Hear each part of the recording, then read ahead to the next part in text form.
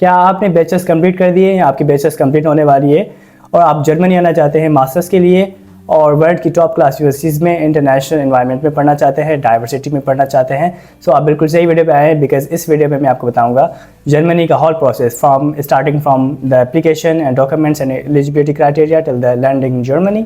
और आपको सारे टिप्स एंड ट्रिक्स बताऊँगा और कुछ एडवाइसेस भी होंगी because I have recently move to the Germany. So मैं आपको अपना पर्सनल एक्सपीरियंस बताऊंगा ताकि आप जो है कंसल्टेंट से बच सकें, उनकी हैवी फीसेस से बच सके, आप अपना प्रोसेस खुद करें और मैं आपको अपना जो है सारा एक्सपीरियंस बताऊंगा। और ये वीडियो मेरी सबसे शॉर्ट वीडियो होगी। This is going to be my first video on my YouTube channel और इसमें मैं आपको कम्प्लीटली गाइड करूँगा रिगार्डिंग जर्मनी प्रोसेस मास्टर्स का और इसके बाद बैचलर्स का भी करूँगा और दूसरे भी वेज़ बताऊँगा जर्मनी आने का। लेकिन इस वीडियो में मैं आपको सिर्फ मास्टर्स का बताऊँगा और मास्टर्स का प्रोसेस बताऊंगा, लेकिन वो प्रोसेस डिटेल नहीं होगा, शॉर्ट प्रोसेस होगा ताकि आपका माइंड में यही चीज़ें बेसिक चीज़ें होनी चाहिए कि कौन कौन सी बेसिक चीज़ें हैं जो कि जर्मनी में आने के लिए रिक्वायर्ड है। वो उसमें डॉक्यूमेंट्स हो गए, कुछ चीज़ें होंगी, वो मैं आपको इस वीडियो में बताऊँगा। और इसके बाद जो भी वीडियोज़ आएंगी वो डिटेल वन टॉपिक पे डिटेल होल प्रोसेस पे होगी, डिटेल वीडियो होगी, वो हर एक प्रोसेस पे डिटेल वीडियो होगी। सो जर्मनी का प्रोसेस बताने के लिए, मास्टर स्टडी वीज़ा का प्रोसेस बताने के लिए मैं आपको कहीं बाहर लेके चलता हूँ। यहाँ पे नियर बाय एक पार्क है, वहाँ चलते हैं और वहाँ पे मैं आपको कंप्लीट प्रोसेस बताता हूँ। Park is near by my location, my home. So as you can see, this is the view from my window and this is a learning place, learning space, and you can see behind these buildings we have a park, we have a big park. So आज Sunday भी है और Sunday पे मैं वैसे जाता हूँ mostly, मैं भी वहाँ पे आज जाके रिलैक्स कर लूँगा आफ्टर दिस वीडियो और आप भी इन्वायरमेंट को एंजॉय कीजिएगा। So let's go.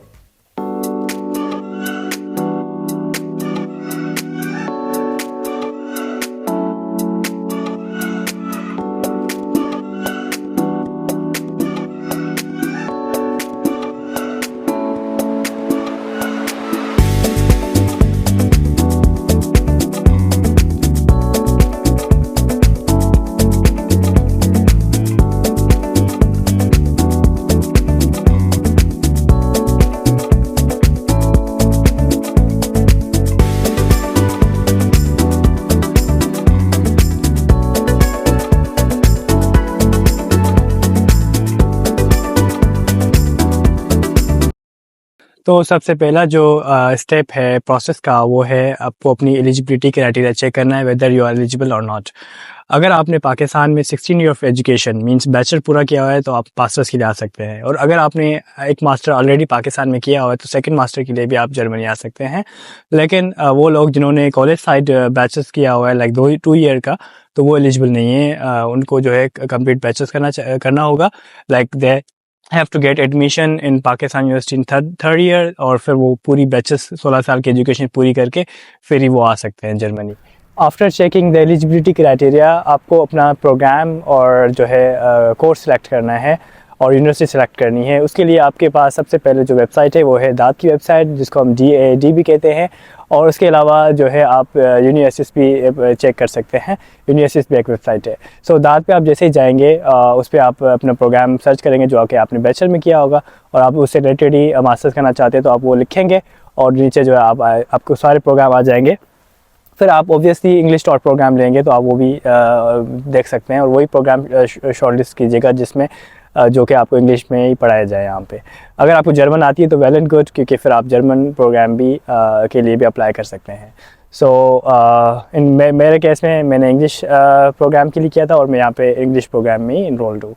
So mostly student यही करते हैं। और उसके अलावा आप दाद पे जो है फ़िल्टर भी लगा सकते हैं डिफरेंट लोकेशन के हिसाब से, आपको किस यूनिवर्सिटी में पढ़ना है, किस सिटी में पढ़ना है, और प्राइवेट यूनिवर्सिटी में पढ़ना है, पब्लिक में पढ़ना है। तो ऑब्वियसली पब्लिक में एडमिशन लीजिएगा क्योंकि प्राइवेट यहाँ पे बहुत एक्सपेंसिव है, और mostly education is free in Germany, most universities are free, they are public universities. After selecting the university and program आप दाद पे चेक करेंगे रिक्वायरमेंट्स, लाइक रिक्वायर्ड डॉक्यूमेंट्स, तो आपको सारे डॉक्यूमेंट्स शो हो जाएंगे। लेकिन बेसिक जो डॉक्यूमेंट्स चाहिए होते हैं वो हैं आपकी जो है सारे डॉक्यूमेंट्स, सारे education documents from matric to the graduation bachelors, और सारे जो है मैट्रिक के डॉक्यूमेंट्स, इंटरमीडिएट बैचलर्स के सारे डॉक्यूमेंट आपको चाहिए होंगे, और बैचलर्स का डिग्री और ट्रांसक्रिप्ट चाहिए होती है। अगर वो आपकी HEC से अटेस्टेड नहीं है तो फिर भी आप एडमिशन के लिए अप्लाई कर सकते हैं। और अगर आपके पास डिग्री नहीं है, ट्रांसक्रिप्ट है, फिर भी आप एडमिशन के लिए अप्लाई कर सकते हैं, क्योंकि जर्मनी में डिग्री रिक्वायर नहीं होती, लेकिन डिग्री आपको बाद में चाहिए होगी जब आपको वो एडमिशन देंगे। तो इसके लिए आपको जस्ट ये बेसिक डॉक्यूमेंट्स, सारे एजुकेशन डॉक्यूमेंट्स हो गए, उसके अलावा आपका पासपोर्ट और आपकी CV जो कि यूरोपियन फॉर्मेट में होनी चाहिए। उसके अलावा जो है आपको लेटर ऑफ मोटिवेशन चाहिए और समटाइम लेटर ऑफ रिकमेंडेशन भी चाहिए होता है, तो वो भी आप कहीं से किसी टीचर से ले लीजिएगा। सो ये बेसिक डॉक्यूमेंट्स हैं और इस पर हम डिटेल में वीडियो बनाएंगे कि सारे डॉक्यूमेंट कौन कौन से। डॉक्यूमेंट में एक इम्पोर्टेंट डॉक्यूमेंट होता है, वो है आइल्स का डॉक्यूमेंट, इंग्लिश लैंग्वेज सर्टिफिकेट और द आइल्स सर्टिफिकेट।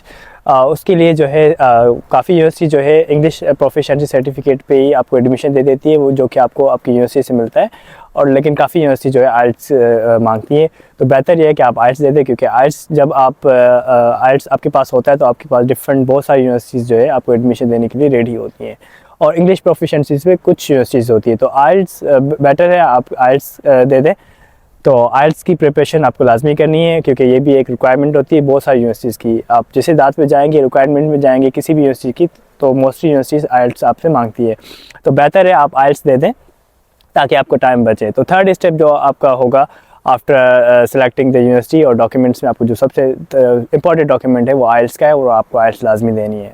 तो जैसे कि आप आपने अपना एलिजिबिलिटी क्राइटेरिया भी चेक कर लिया और उसके अलावा आपने अपनी यूनिवर्सिटी और प्रोग्राम भी सिलेक्ट कर लिया, अभी आपने जो है अपने सारे डॉक्यूमेंट्स भी रेडी कर लिए, तो अभी आपका जो नेक्स्ट स्टेप आता है वो है एप्लीकेशन प्रोसेस, लाइक आप कैसे अप्लाई करेंगे। सो अप्लाई करने के लिए दो ऑप्शन है आपके पास, एक है यूनी असिस्ट और एक है यूनिवर्सिटी के डायरेक्ट पोर्टल पे अप्लाई करना। यूनी असिस्ट क्या है? यूनी असिस्ट एक थर्ड पार्टी प्लेटफॉर्म है जिसके थ्रू आप अप्लाई करते हैं, और यूनी असिस्ट आपकी जो एप्लीकेशन है वो यूनिवर्सिटी को फॉरवर्ड खुद करती है। और कुछ यूनिवर्सिटी कहती हैं कि आप हमें डायरेक्ट हमारी यूनिवर्सिटी के पोर्टल पर अप्लाई करें, वो यूनिवर्सिटीज़ के थ्रू अप्लाई एडमिशन को एक्सेप्ट नहीं करते। तो दो प्रोसेस है और ये आपको चेक करना है, और ये आप जैसे दाद की वेबसाइट पे जाएंगे, हर यूनिवर्सिटी का लिखा होता है कि आप हमारी यूनिवर्सिटी पे खुद अप्लाई करें या यूनिवर्सिटीज़ के थ्रू अप्लाई करें।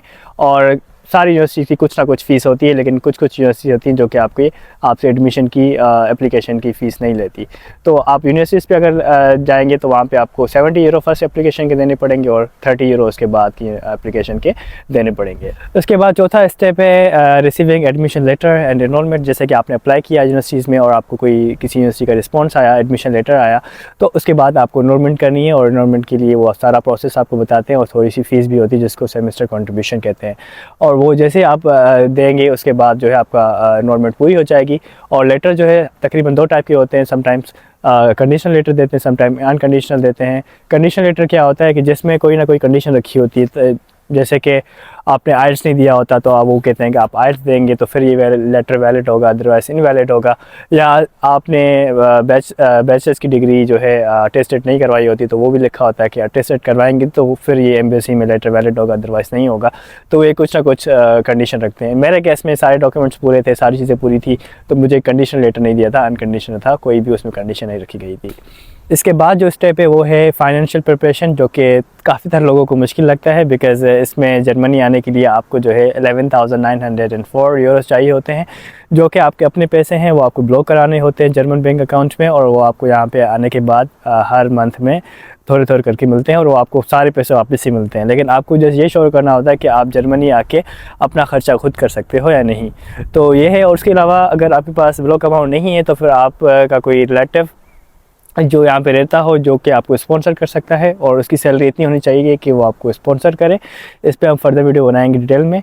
और उसके बाद जो तीसरा ऑप्शन है वो है आपको या तो जर्मनी में कोई स्कॉलरशिप मिली हो, एरasmus मुंडस हो, या कोई दाद की स्कॉलरशिप मिली हो, तो फिर आप फ्री में आ सकते हैं। उसमें तो आपको उल्टा वो स्टाइपेंड भी देंगे। लेकिन अगर आपके पास ये स्पॉन्सरशिप लेटर नहीं है और स्कॉलरशिप भी नहीं है, तो फिर आप जो है यहाँ पे 11,904 जो यूरो है वो आपको, जो कि पाकिस्तानी 36-37 लाख बनते हैं, वो आपको जो है यहाँ पे अपने ब्लॉक अमाउंट में ब्लॉक करवाने हैं। और यही सबसे मुश्किल स्टेप है जर्मनी आने का। और ज़्यादातर लोग लोन भी लेते हैं, लोन आके भी यहाँ पे लेके भी यहाँ पे आते हैं, लोन के थ्रू अपने कज़न से, किसी रिश्तेदारों से लोन लेके, और यहाँ पे आ जाते हैं, फिर बाद में वो रिटर्न कर। जैसे कि आपने सारे डॉक्यूमेंट्स भी कर लिए और आपका ब्लॉक अमाउंट भी अरेंज हो गया, उसके बाद जो स्टेप आता है वो आता है जर्मन एम्बेसी या काउंसलेट में इंटरव्यू देना।